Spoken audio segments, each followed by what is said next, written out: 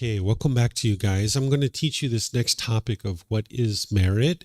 This is actually a wholesome type of Kamma that you generate. I'm going to make this really easy for you. Sometimes I spend, maybe an hour and 15 minutes talking about this topic, but I'm going to cover it in just 30 minutes to make it really straight into the point for you guys so you'll understand what it means, and then you'll be able to actually practice it, because you're actually going to need to know what this is in order to be able to produce wholesome Kamma as part of your journey to enlightenment. So let me just first give you actually, you know what? Let me just jump. No, let me give you a definition. Let me start it here.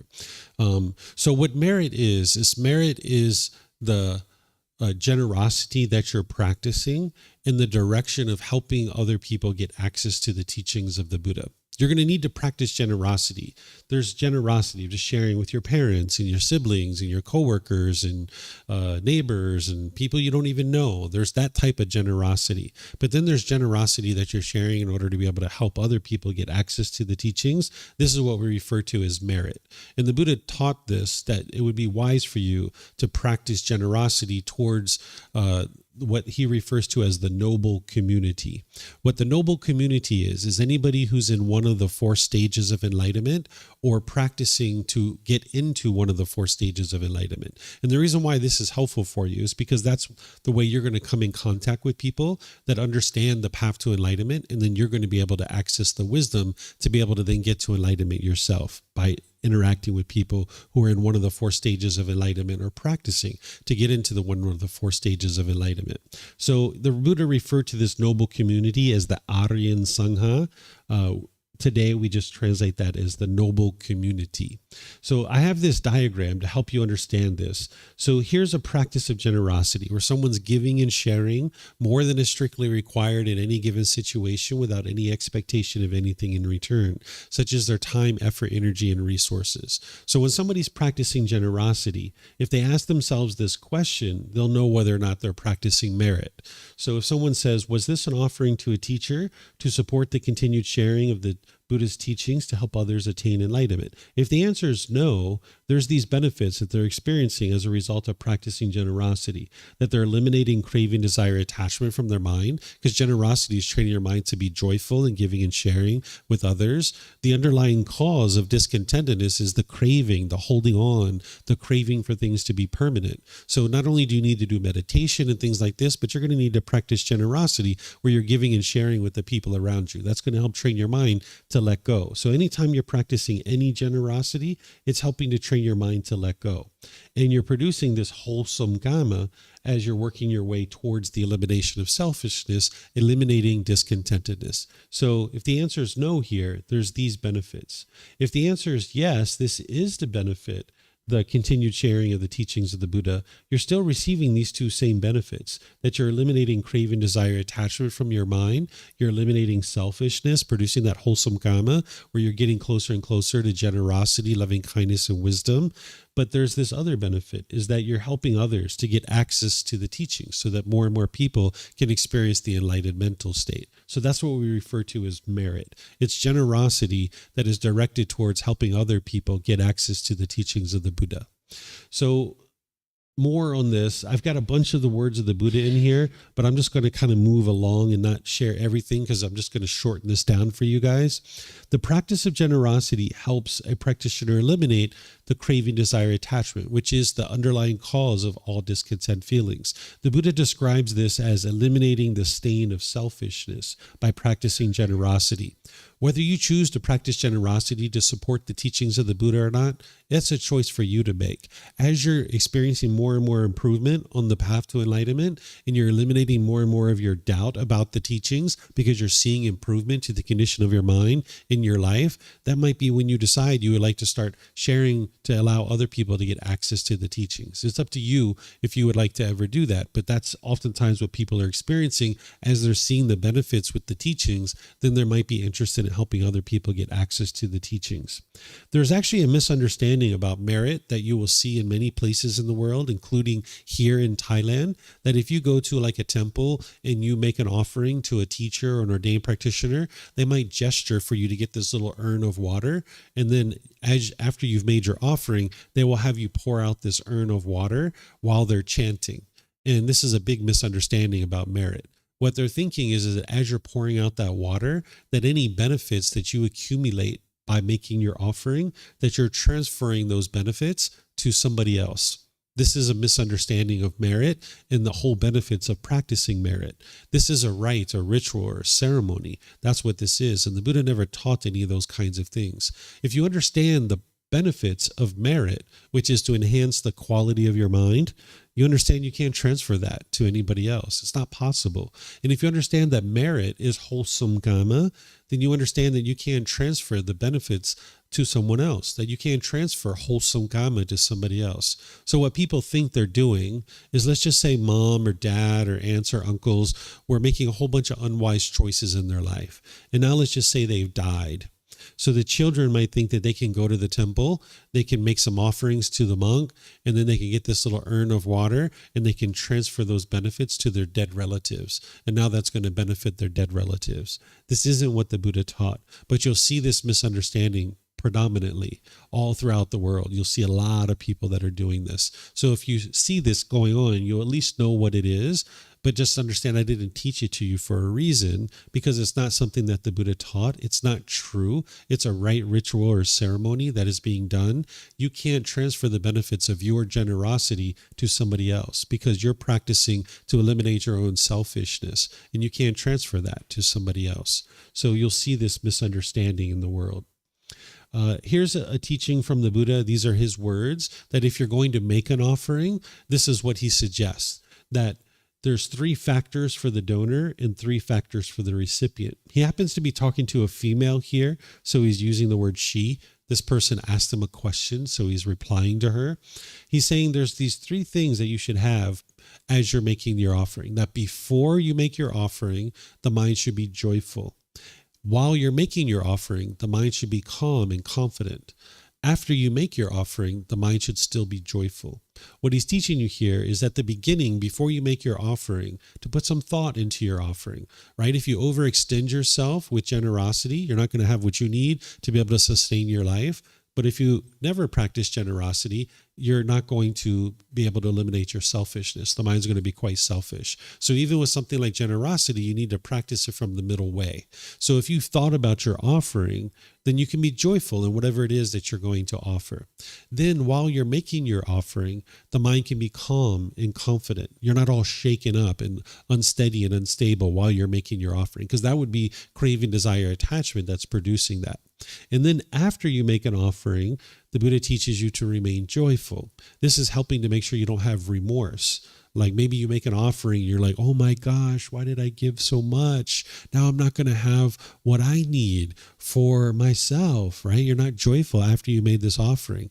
Or you might say, oh my gosh, why didn't I give more? I'm so selfish. I should have gave more. So if you're thinking about your offering before and you're joyful in giving and sharing, you're calm and confident while you're giving and sharing, and then afterwards you're still joyful, then that means that you fully protected your mind and you've made some wise decisions here. So that's what the Buddha is teaching you about how the donor should practice as part of making an offering. Then he talks about when you're making an offering to a person, that if they're free of craving, anger, and ignorance, this would be a person that you'd be interested in making offerings to. If someone's free of craving, anger, and ignorance, that means they're enlightened. Their mind's completely purified. Then he also talks about someone who's practicing for the removal of craving, anger, and ignorance. This person isn't enlightened yet, but they're in the process of getting there. And he talks about this as a wise individual to be able to make offerings to. Because now when you come in contact with this person, you're going to actually be able to gain wisdom to be able to understand the path to enlightenment. So this is how he talks about making an offering. And I'd like to share with you guys for a moment, in case you weren't here when I shared the life story of the Buddha. The Buddha was a prince. He was destined to become a king. He was very rich and very wealthy. He walked away from that lifestyle. So sometimes when you see people teaching something like this, where they're talking about giving to them, you might think that, maybe he's trying to enrich himself. No, that's not the case. He was already rich. In fact, during his lifetime, when he would receive offerings, he wouldn't take anything that was worth any value. He wouldn't accept gold and silver, which that was the currency at the time. He wouldn't accept that. He wouldn't accept land. He wouldn't accept animals. He wouldn't accept slaves and servants. Sometimes people would even try to offer them women, right? He wouldn't accept any of these kinds of things. He only accepted 4 things: food, clothing, shelter, and medical care. Those are the only 4 things that he accepted. And he was able to live his life that way because he actually lived right alongside of his students. His students would invite them to come live with him, and he would live with them, and he would live with them for several weeks or several months at a time. And so he was right there in their house. So he had the ability for them to be able to take care of him, right? And he didn't need money because he was always around students. But today, teachers do still accept a little bit of money because today you can't really function without some kind of currency. You need to pay electric or water, or you need to buy certain things. You don't have a student right there with you every single time you need to buy something. So when you're learning something like this, understand that the reason why the Buddha taught generosity is because he practiced an enormous amount of generosity in order to be able to get to enlightenment. What a Buddha is doing is they're sharing with you the teachings that it took for them to get to enlightenment. Their mind's already peaceful. It's already joyful. They don't want anything from you. They don't expect anything from you. They're not trying to enrich themselves. Their life is already fully complete and satisfied. They're explaining to you what did it take for them to get to that enlightened mental state. So the Buddha talks about during his current life and his previous lives as well, how he had to he practiced a significant amount of generosity. And he talks about this as being the number one factor that actually helped him to get to enlightenment. There was a period of time where somebody asked him, like, what was it that allowed you to get to enlightenment as a Buddha? And he listed out 3 things. And the first thing that he listed was generosity. He said that was the real catalyst that helped him to be able to get to enlightenment. Even before meditation. People oftentimes put a lot of emphasis on meditation nowadays, but if you talk to the Buddha, he emphasized generosity as the very first thing, right? So in his current life and his previous lives, he practiced an enormous amount of generosity. So he knew that that's what his students needed to do as well. So that's why he's teaching this. He's not teaching it because he's enriching himself. In fact, there's another teaching. I don't have it in here, but I have it in the book series where somebody asked him, like, what should we do with our wealth? And he taught these 4 different things of what one would do with their wealth. And the very last thing that he taught is if you have money and you have ability to support a ordained practitioner or a teacher, that then you could support them, right? He talks about taking care of yourself, taking care of your family, your relatives, protecting your wealth. He talks about, making sure that, your employees are taken care of and things like this. And then he put himself as last, that, hey, if you've done all these things and your life is pretty balanced financially, then you're able to support what he's doing. He said, okay, now you can support me, right? And you are able to then make offerings. So when you see stuff like this nowadays, you see people taking a lot of advantage of teachings like this, just trying to enrich themselves. That wasn't what the Buddha was doing. He was already rich, and he walked away from that. And even today, when there's people doing those kinds of things, you might see that in other countries.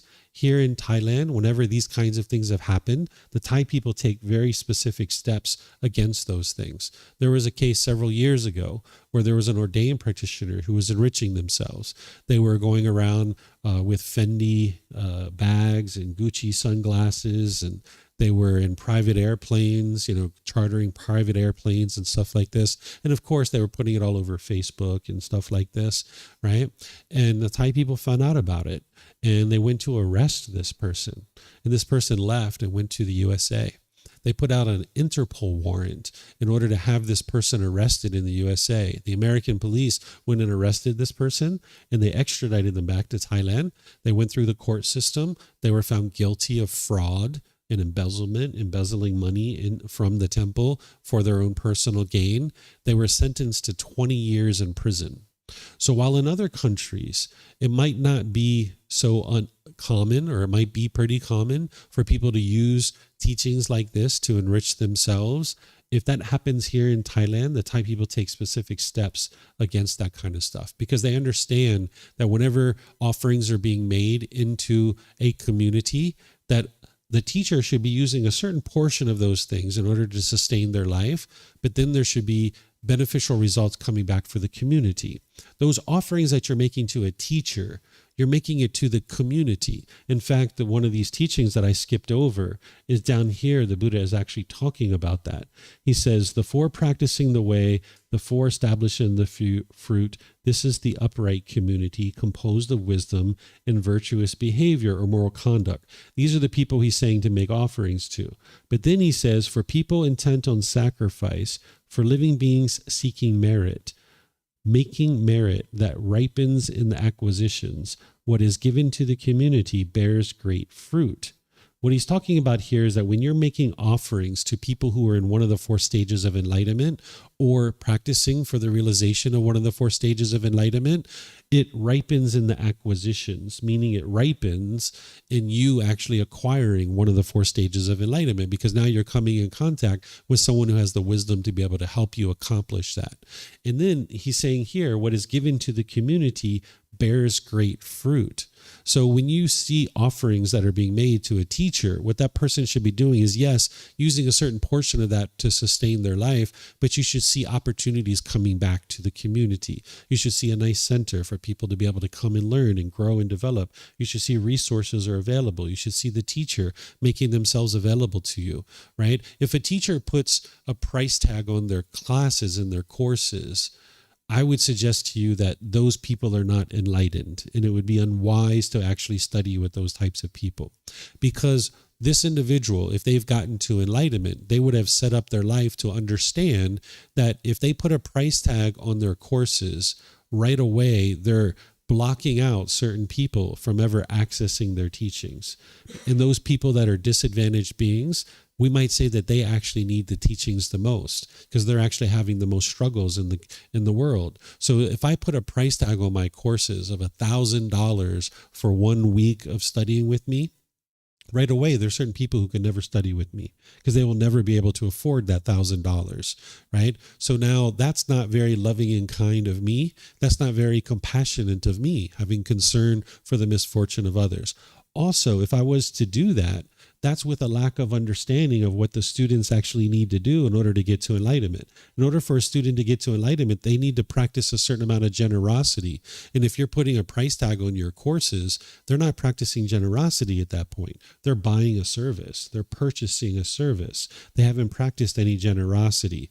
So if I was you, I would look for teachers who aren't charging for their classes and their courses, the resources that they're sharing, that they're more than willing to share with you, that you see opportunities to learn and grow and develop. You should see that if you're making any offerings to someone, that they're using a certain portion of that for themselves to be able to sustain their life, but then they're providing things back to the community. That's what you should see.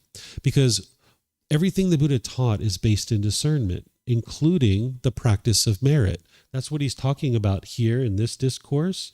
He's talking about making offerings to a noble community. And it's also what he's talking about over here. Because if you can imagine, during the lifetime of a Buddha, there were countless people studying with him, but not everybody was learning and practicing the teachings very closely, right? So there might have been a core group of people who were practicing the teachings very closely, but then there were people on the outer edges who weren't practicing the teachings very closely. So what the Buddha was teaching is to make sure you use discernment and you make offerings to people who are practicing the teachings closely.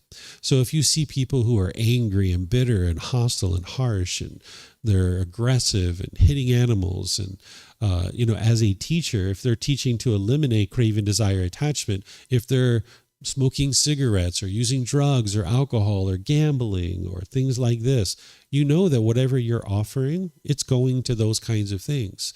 Obviously, some of you guys are still in the process of learning and growing and develop. You might smoke cigarettes, but that's your choice, right? But once you're making an offering to a teacher, if they're going out and using drugs and alcohol and gambling and, kind of indulging in their own sensual pleasures with your donations, that's not what you would be interested in supporting. So what the Buddha is teaching you to do is to find virtuous practitioners. Whenever he talks about making offerings to an ordained practitioner or to a teacher, he always prefaces it with the word virtuous. Because again, if you can imagine during the lifetime of a Buddha, there were countless people that were learning and practicing his teachings, but not all of them were practicing them the same. There were some that were practicing really close. There were plenty on the outer edges, and he was teaching you to make offerings to the people who are practicing the teachings closely. And for you to determine whether someone has craving, anger, and ignorance in their mind or not is probably quite challenging at this point because you don't know much about that.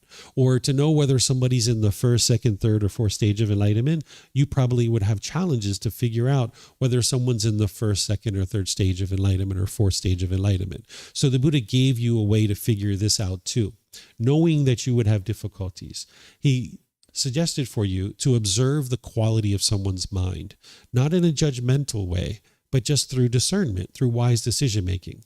That if there's someone who is sharing his teachings and their mind is concentrated and focused and clear, they're able to easily talk about the teachings. They can expound upon the teachings and they can really explain them thoroughly and in detail. He says this is the type of person that you would like to support, because this person is obviously practicing the teachings very closely. Because in order to be able to have a focused and concentrated mind, they would have to have removed a certain amount of pollution out of their mind. In order for them to be able to expound upon the teachings, they would need to be able to practice the teachings themselves. But if there's someone over here that's referred to by the Buddha as muddle-minded, this is the phrase that he would use, muddle-minded, it means that they haven't been practicing the teachings very closely because their mind still has a certain amount of pollution and their mind's not focused. It's not concentrated. They can't explain the teachings thoroughly and in detail. They can't expound upon the teachings. So this type of individual, the Buddha is saying, they haven't really practiced the teachings very closely, and it wouldn't be wise to support this type of individual, right? So you need to practice discernment, but not judgment. Judgment is looking down on somebody and judging them as either being good or bad, putting yourself above them or below them. That's not what you're interested in. That's like you were asking about the murder, right?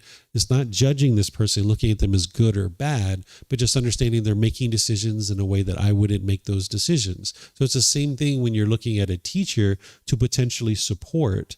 You're not looking down on them that just because they're putting a price tag on their course, they're bad. And this teacher who doesn't have price tags on their course, they're good. That's not what you're interested in doing. You're just looking at wise decision making, discernment of where would you like to apply your resources to be able to support individuals. So this is what the Buddha is teaching you, is to pay attention to where you're making your offerings. Okay. Now, the Buddha was actually asked at one time during his life, someone was like, you have all these teachings. They're very deep. They're very detailed. Can you just boil it down for me? Like, what should I be doing on a day-to-day basis in order to be able to make my way to enlightenment? Well, of course, you're going to need to know those detailed teachings. But as you're first getting started, it's helpful to kind of have just a couple of things to focus on. And this is what the Buddha taught. He taught what's called the way of practice, that when you're on the path to enlightenment, whether you're just starting or even when you're deep in your practice, there's really 3 things that you're doing on a daily basis in order to be able to make your way to enlightenment. You like to do these things frequently, daily.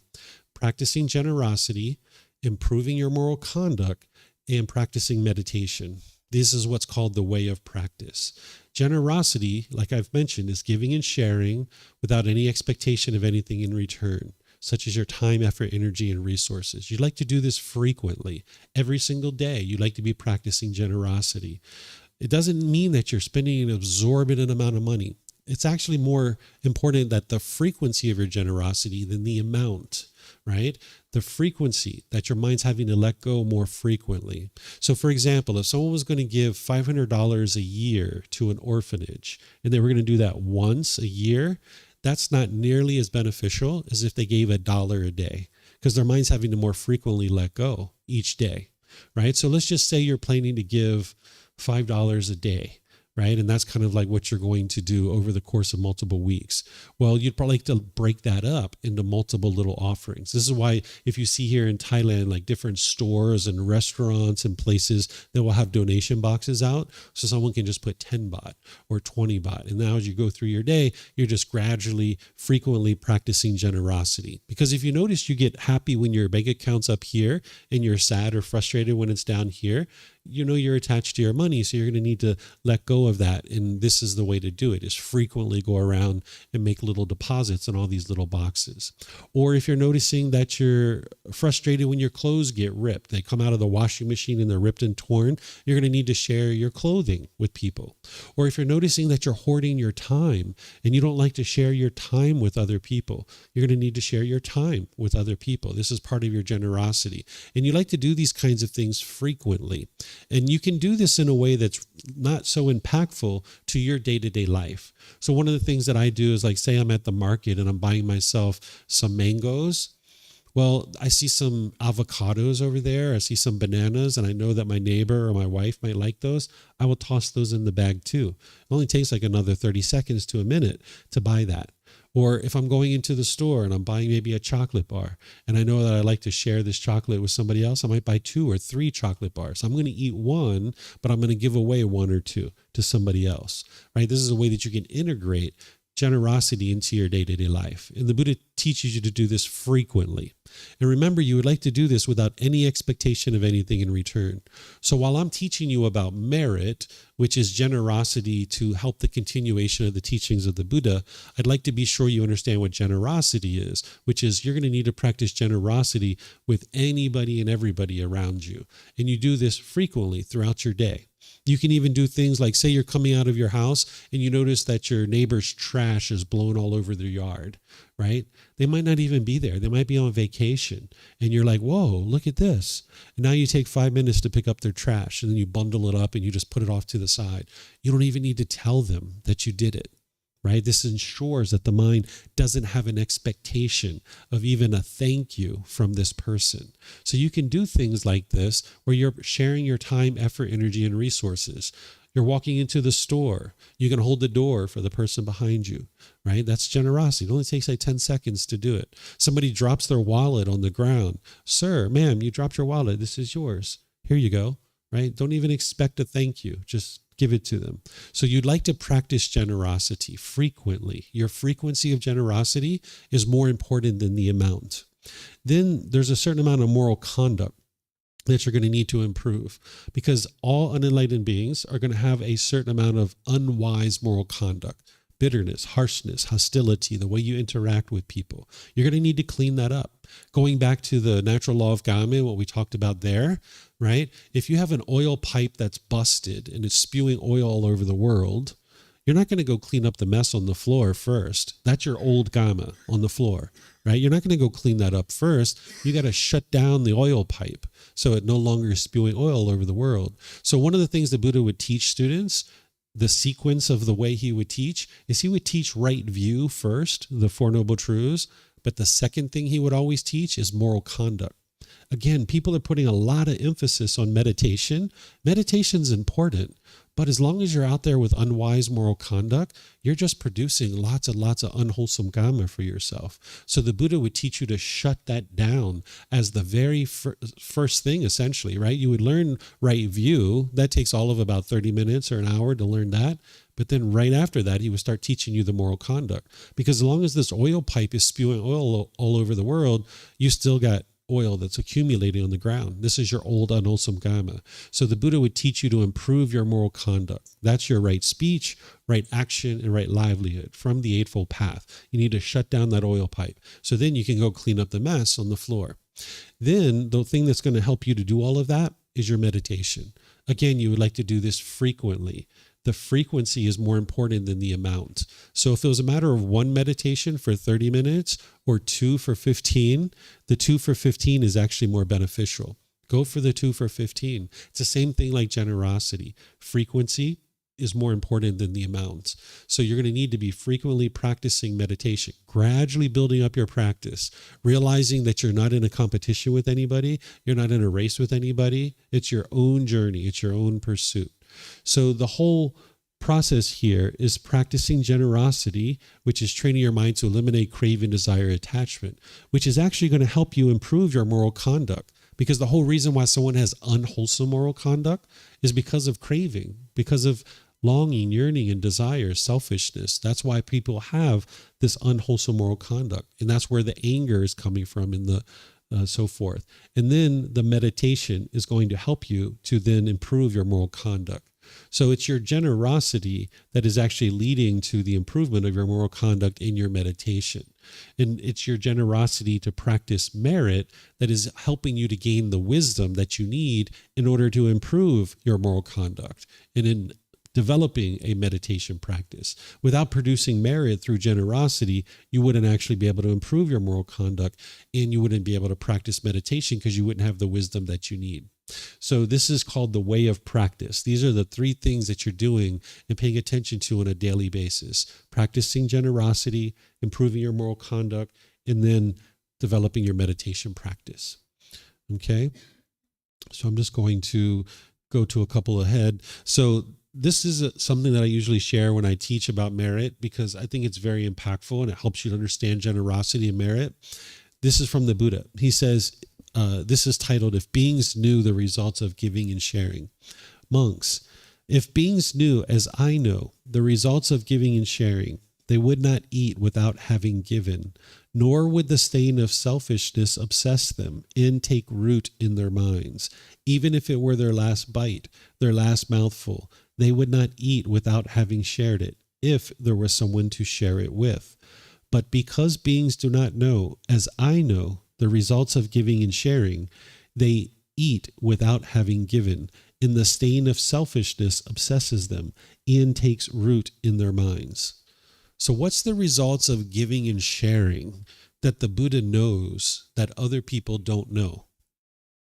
This is enlightenment.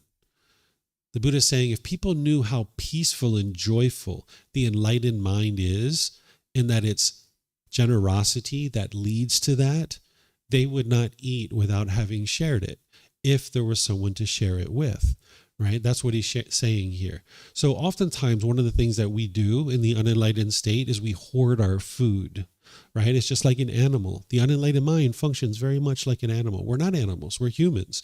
We're becoming better and better humans on this path to enlightenment.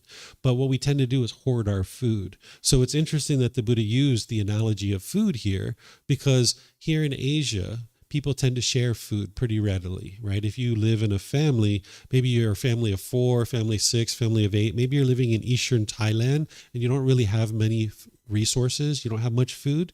Typically what they do is they put the food in the middle of the table, and now everybody sits around the table, and you take 2 or 3 spoonfuls and you put it on your plate, and now you eat those 2 or 3 spoonfuls. And now you take another 2 or 3 spoonfuls, and then you eat those 2 or 3 spoonfuls. So at the time this meal, the food is gradually going down. And at the end of this meal, we might not all be full, but we've all had a little bit of food because we've shared it, right? Or what we tend to do in the West is we tend to hoard our food. We tend to load up our plate. This is mine. Now I'm going to eat all of this. So what I would encourage you to do is share your food, because you'll have a tendency to hoard your food. So if you went to the store, like say you got a bag of potato chips, you can pop open your potato chips and then send it around to your friends. And if it comes back and there's only one potato chip, go get yourself another bag, right? No big deal. So if you start sharing your food, you'll notice that this is really helpful for your mind to practice generosity and train it to eliminate this selfishness and get closer and closer to this enlightened mental state. That's what the Buddha is talking about here. So there's other things here that I normally share, but I'm just going to kind of jump ahead here.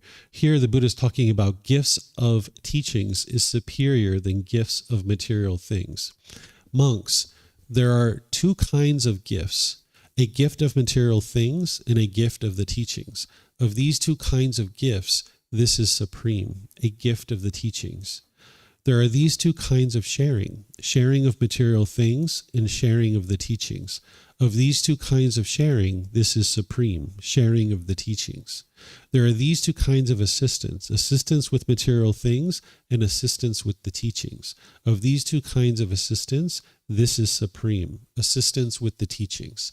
So what he's saying is you could give people all the material objects that you could ever afford, but that pales in comparison to giving people the gifts of the teachings, because it's like giving them the gift of being able to eliminate their discontentedness, right? If you could press a button, and pressing that button, your family would become peaceful and joyful for the rest of their life. This is button A. Or you could press button B and your family would be angry and bitter and harsh and hostile for the rest of their life. Would you press button A or button B? Which one would you press? Button B? Your family be bitter and harsh and hostile for the rest of their life? Yeah? Is that the one you would press? No? You'd press button A, right? Unfortunately, it's not a button that we can press, right? But we can make the teachings available. That's what the Buddha is teaching here, is to make the teachings available to people. That's the best gift that you could ever give. And that's what an individual's merit is doing, is it's a gift of the teachings to other people. Okay, and then here's the last one, and then we'll just kind of wrap this up. This one is called mutual support between monks, Brahmins, and householders. You might not know what a Brahmin is, so let me share that for you. We might call this person a Hindu priest today.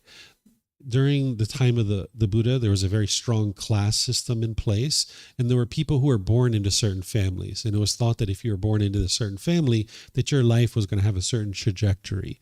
And there was about 15% of society who were born into the Brahmin class. And these were people who were doing rites, rituals, ceremonies, worship, prayers. People were taught that you couldn't improve your life, that in order to improve your life, you needed to go see this person who was a Brahmin. And because they were born into that family, they were considered to be holy. And now they were going to do rites, rituals, ceremonies, and worship for you. And you were supposed to go home and your life was going to get better, right? And you would pay a fee for this. Well, the Buddha saw this. This was going on during his lifetime, but he knew that this isn't the way that the world truly works. That if you went and paid this person money and they did a rite, ritual, ceremony, worship, or prayer, your life wasn't going to get better. The way that your life gets better is through the cultivation of wisdom. And this bred a lot of corruption, that oftentimes people would come and they would say, hey, I'm having problems with my family, my husband, my wife, my children, blah, blah, blah, blah. And they would do a certain ceremony and they would charge a certain fee. And then you would go home and your life wasn't getting any better. So now you would come back for some more, right? And now maybe the price had gone up, right? So the Buddha knew that this wasn't true. But these Brahmin would actually come to the Buddha to learn sometimes. They would be students of his, because while they were doing rites, rituals, ceremonies, worship, and prayers, they also taught a certain amount of moral conduct, a little bit of that. So they would learn this from the Buddha. So these Brahmin, again, we might consider them Hindu priests, but you can also think of them as kind of like a student to a certain degree of the Buddha. So the Buddha says here, monks, Brahmins, and householders are very helpful to you. They provide you with requisites of robes, alms food, lodgings, and medicines in time of sickness. And you monks are very helpful to Brahmins and householders as you teach them the teachings that are good in the beginning, the middle, and the end, with the correct meaning and wording. And you proclaim the spiritual life in its fulfillment in complete purity. Thus, monks, this spiritual life is lived with mutual support for the purposes of crossing the flood and making a complete end of discontentedness, right? So that's the reason why you're practicing, is to make a complete end of discontentedness. But there's this mutual support that started all the way from the lifetime of the Buddha, where the students are helping the teachers to be able to kind of step away from life and walk away from worldly life in terms of having a career and things like this. But then the teachers are helping the students to be able to grow and develop on the path. This is the mutual support that the Buddha created all the way during his lifetime. If you think about this, if the Buddha did it any other way, it wouldn't have actually worked. Like, let's just say there were like people that the Buddha was teaching very closely, and he was teaching them very closely, and they were getting closer and closer to enlightenment. But on the side, they had a business and they were running a business. Well, how would the teachings get shared into the world? Because when it comes down to it, and that student needs help, or they need to go attend to their business in order to get food and get supplies, they're going to go attend to their business. The teachings aren't going to be propagated in the world. So the way that the Buddha taught this is that the people who were deeply interested in sharing the teachings, he taught to step away from your worldly life and really dedicate your time to sharing the teachings with students, because that way you can now be dedicated to helping them. You don't have this business that's operating on the side. So there's this mutual support that keeps all of this in place, where the students might choose to support a teacher, and the teacher would then choose to support the students in helping them grow and develop on the path. So this has been going on all the way from the lifetime of the Buddha. And that's what he's describing here, is this mutual support. So because of this particular teaching and many others, I understand that sharing these teachings is the very best thing that I could ever do for you, that this is the very best type of sharing, the very best gift that I could ever give you is the teachings of the Buddha. And that's why I'm so dedicated to coming here and sharing these teachings with you. So I'd like you to know that I actually have really enjoyed sharing these teachings with you, because now our course is kind of coming to an end. Of course, we have more things this afternoon and tomorrow, but I always like to stop and kind of pause at this point in the course and just say thank you for your dedication to learning and growing and developing on the path. Because as you learn and grow and develop and become a better and better person, it's actually helping you. It's helping those people close to you, and it's helping all of humanity, because you're reducing and eliminating the harm that you're causing in the world. And this is helping you. It's helping those close to you, and it's helping all of humanity. So this gift that I've been giving you all throughout this week, and that I will continue to give you as long as you come here, you're more than welcome to receive that gift. And I never have any expectations of you. I don't want anything from you. I don't expect anything from you. I'm sharing this teaching with you because you need to know what merit is in order to be able to progress and experience the ability to receive help on the path to enlightenment. But just understand, I don't have any expectation of you.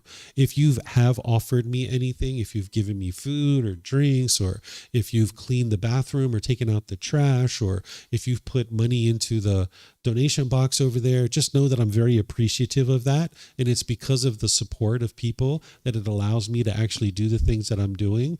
But I don't have any expectation that you will ever support what it is that I'm doing.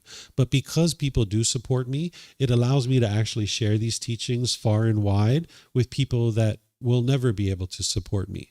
I've had people that actually have sent me messages from like remote islands off the coast of Africa.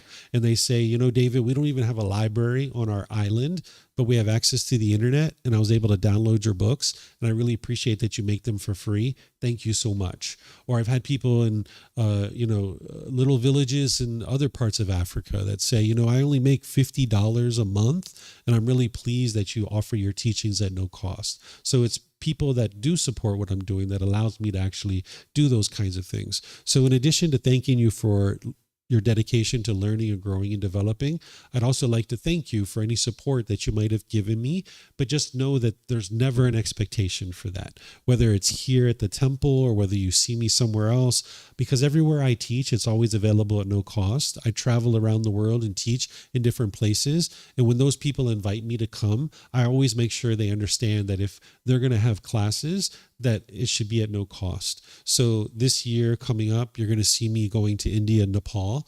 You're going to see me going to San Francisco. You're going to see me going to Dallas, Texas, and who knows where else I might go in the future year. But all of those different things are available at no cost if people would like to come learn with me. So you're always welcome to come learn with me, and there's never an expectation of anything whatsoever. So I'd like to just make sure you guys know that as I share with you these particular teachings. So do you guys have any questions on what is merit? Looks like Boulder has a question.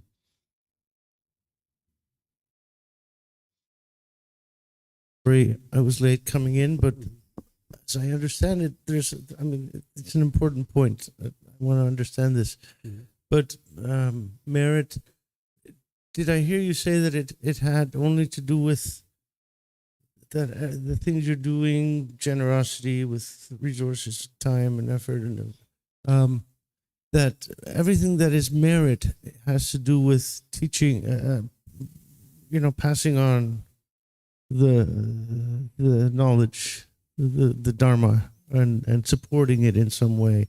So if you support somebody like yourself or the temple or something, then your support is for Buddhism.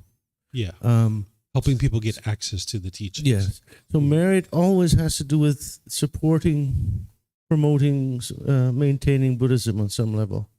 Helping people get access to the teachings. To the teaching. That's merit is always bound just to that, not just helping, giving somebody, a poor person in the street, 100 baht, just to be kind. You see them struggling. That's not merit, because it has nothing to do with Buddhism, right? Right. That's still generosity. But all generosity is not going to. And you're going to need to practice merit. that. Yeah, you're going to need to practice that, though.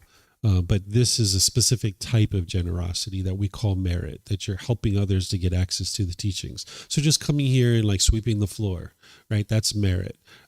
Changing the batteries in the microphones. This is merit. You're sharing your time, effort, energy, and resources without any expectation of anything in return, and you're helping people get access to the teachings. This is all merit. So other things that have nothing to do with supporting this in any way is generosity, karma, but not going to increase merit. Correct. And you're still going to need to practice that generosity with those situations, but it's just not the highest quality of wholesome Kamma that you could generate. So in terms of your generosity, even making an offering to an animal is helping to enhance the quality of your mind, but it's not producing the same level of quality as if you help someone get access to the teachings, right? Because now those people getting access to the teachings can actually get to enlightenment. But both of these things are beneficial. It's just the level of benefit that is being experienced in the world based on your decisions. You have a question? I saw you get a mic, I think. Yeah, I saw you crawling back there.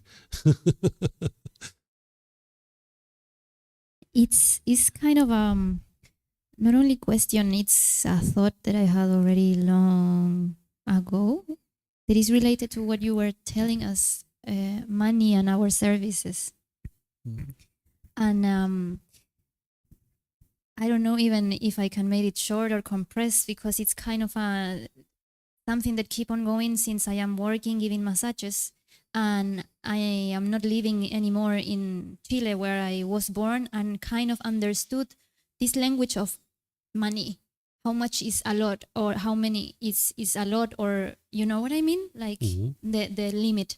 And now in the country where I am living and offering my services was so hard for me to know how much to charge for that, when for me was that intention that I wanted everybody could receive what I am sharing, but at the same time, how to keep the balance to being able to live from it. Yeah. So I had so many like conversations and how to keep that balance in the end. And I don't know if there I can share something to make myself understand a bit more related to this topic. Like, what is there the balance to know how many is too much or too less to being able to live from it? Yeah. So this is a case-by-case basis, right? And in whatever you're making, you would like to produce some amount of generosity. You like to practice some amount of generosity. And there's multiple ways for you to be able to do this. Depending on the service that you're providing, you could do like a sliding scale, right? But that requires a lot of effort to know how much money people have access to. You could also do something where like maybe 95% of the clients, you charge them for your service. But when you see someone that's in need, you give it away for free. That's an option that you can do. You can also have a certain amount of rates that you charge, and then you donate a certain portion of that to charitable organizations and things of that nature. So there's different mixes like this. But in terms of the exact price that you should charge, typically what you do is you take your monthly expenses and then you see how much that is. Let's just say it's $3,000. Now you say, okay, if I charge, $100 per person for this service, that means that I need to see 30 clients in a month.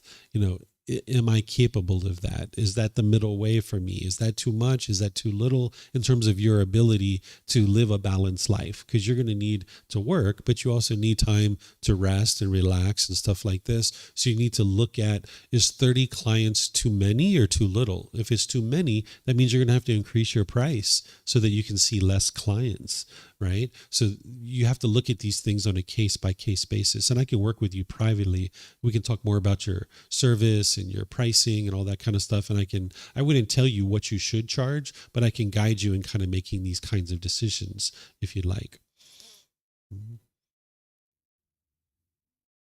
Oh, now, yes. Would be nice actually, because so many things has happened related also to that topic of money lately, even related to friendships and things related to that. And since I have the microphone, maybe I can ask. Today is the last class, so related to the teachings. So this afternoon I'm going to teach some more, and then tomorrow we're going to have a tour. Which this afternoon I'm going to talk about the tour. We're going to meet here at 9:00 tomorrow morning, but then we're going to go outside and do a tour outside the city. Yay! Yeah, so yeah, you can still come tomorrow too. And to end, maybe now since I have it, I wanted to thank actually, because the last days that I came, I also felt so much like light and. I don't know, it was really nice to be here that you are sharing this. So really thank you for sharing it, because it brings something in my personally, at least for me, like in my daily day, to feel much more light. So thank you. Good. Yeah, that's the teachings of the Buddha. They work for sure. As you're learning them, they are very effective. The Buddha calls this immediate effectiveness. I don't have it up here, of course, but he talks about it in his teachings, that if you learn his teachings, they're immediately effective. And you can see that for yourself. That's your independent verification that his teachings work. Okay. So now what I'll do then is I'll share this next little topic. It'll only take like 5 minutes for me to share this with you. This is continued support, because as I shared, nobody's going to get to enlightenment in 5 days in a 5-day course. You're going to need continued support beyond this. And because you're not a Buddha, you're going to need teachers and guidance to help you. If you would like help from me, I have all these different options to help you. There's books, audiobooks, videos, podcasts, quizzes. They're all available from our website. You can download the books for free. You can take them and go print them yourself. You can get printed versions by reimbursing us here at the temple, and we'll use that money to go purchase more books, or you can order them on Amazon. All these other things like audiobooks, videos, podcasts, that's all readily available on our YouTube channel or our podcast. There's no paywall between you and me ever. That all of it's available at no cost. These little quizzes that I have, you'll see those linked at the end of each chapter of the first book. And these are just to help confirm for you that you've learned what you need to learn. Nobody looks at those things.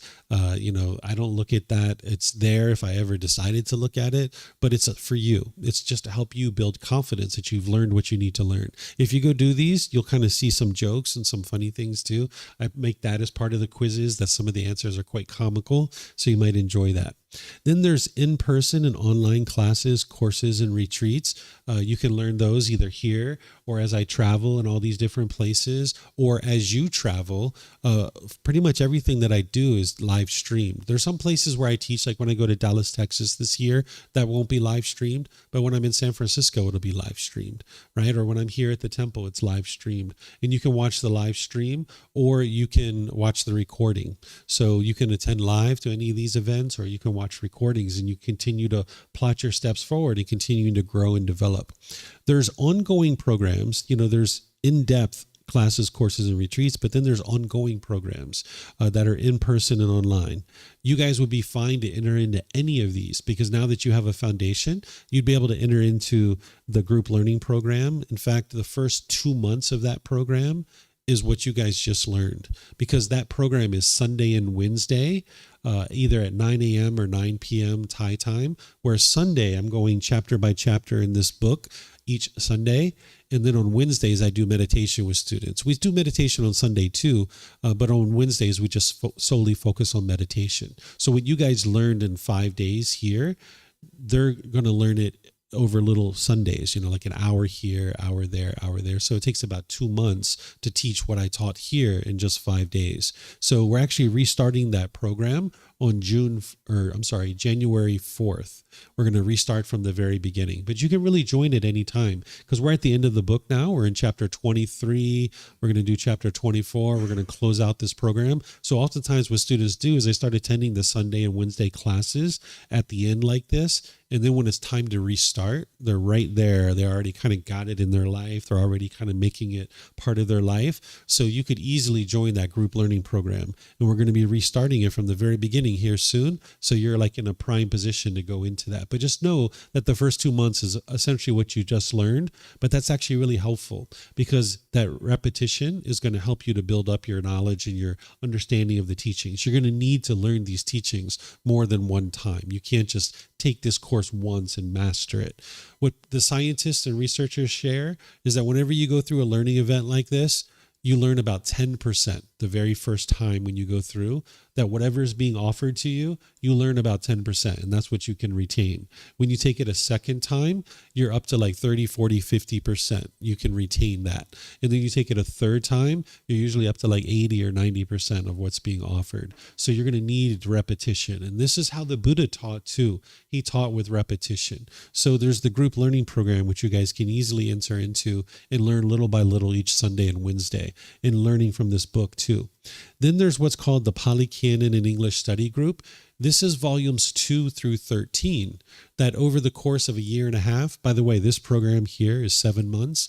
This program here is a year and a half where we go each Saturday, 9 a.m. and 9 p.m., we walk our way through volumes 2 through 13.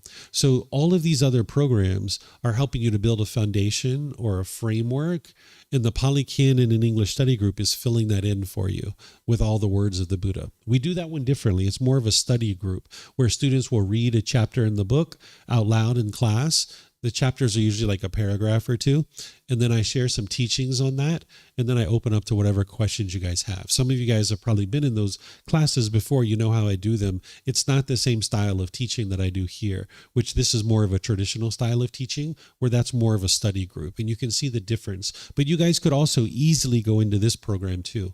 We're happen to be finishing that program up now too. We're going to be restarting it on January 10th, so both of these are restarting. So someone sometimes will do this group learning program once or twice. Even I've had some people do it 4, 5, 6 times.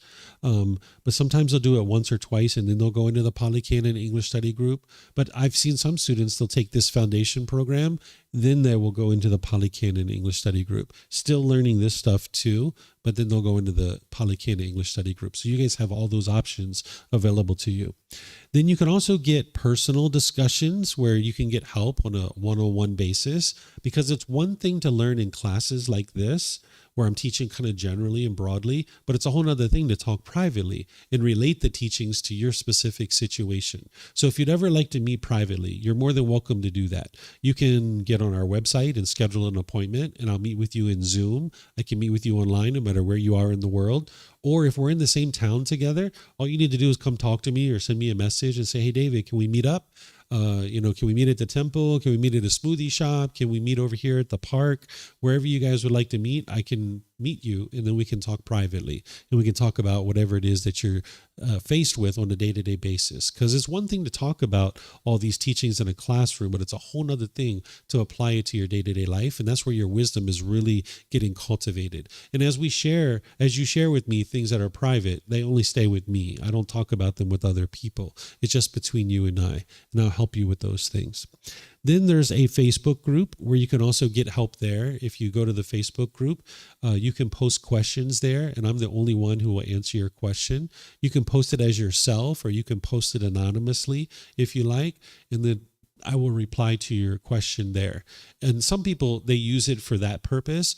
Also, some people go to the Facebook group and they read other people's questions, and then they read the answers, and then that's how they get help also. And so you may or may not even be into Facebook. It might not be something that you're interested in, but some students, they will just open an account. They'll put like a little flower or a rainbow as their profile picture, and they don't even share anything on their private profile, and they just come into Facebook in order to be able to get access to the group here where they can learn from the questions of other people. And they can also ask me questions in the Facebook group too. So there's 4 ways for you to get help. You can ask questions in a live class. You can post in the Facebook group and I'll answer it there. You can send me a private message. I'm on all the messaging apps and email and all that kind of stuff. Or you can schedule personal guidance. Those are the 4 ways you can get help. And as you're getting help, it's always available at no cost. There's never a time where there's going to be a paywall or somebody asking you for money to be able to give to me. You make your own decisions in life. There's no expectation of anything in return. It's always available at no cost. So any questions on how to get continued support on the path to enlightenment? Yes, ma'am. Mm-hmm.